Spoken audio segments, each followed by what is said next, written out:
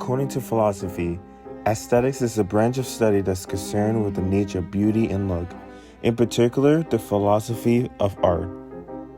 To be an artist is to be someone with a distinction that is in the control of the creator.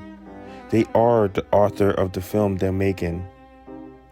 With these two concepts, it seems like there would be more artists with vastly different ways of looking at the world, and yet there aren't so many.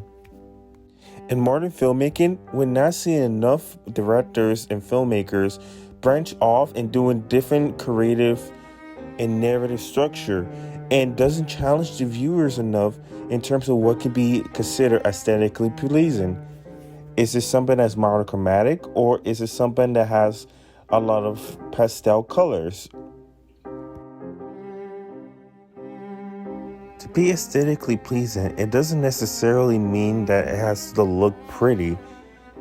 And I think modern films will benefit from being more diverse and creative in their narrative structures, especially when it comes to what is, quote, aesthetically pleasing.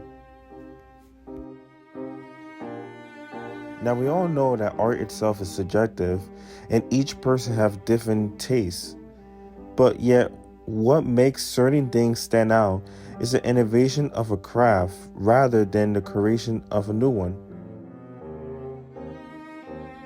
A lot of things in life lends itself through history. Great masters had great teachers.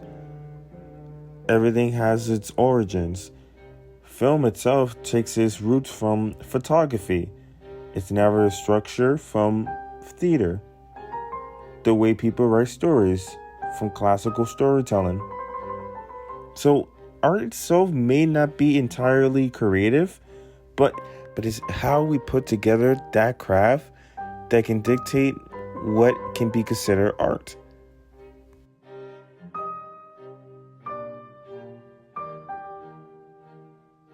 In many ways, the silent era of cinema is what started the use of film rules.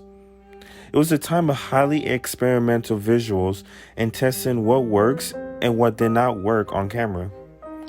It was through this boom of creative exploration that cemented film as a completely visual medium and an art form of its own. From different inspirations from art history, such as the use of linear perspective, rules of third, and the use of light and dark, filmmakers took pages from the former art masters and incorporated them into their moving pictures. In one hand, you got directors such as Quentin Tarantino, who come up with films that are highly stylized and highly unique. And there could be an argument that can be made that he copies directly from other scenes in films.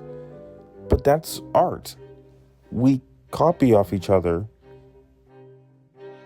On the other hand, you got directors such as David Lynch, who come out with films that you can't even put two words together to make sense of. And that's art. That's filmmaking. In the same way how in art history, there was an evolution in its progression in style and mood. It's the same way how in modern film, we're seeing directors are taking more ambitious and experimental ways of filmmaking. No matter what, everyone has their own different aesthetics. Thank you.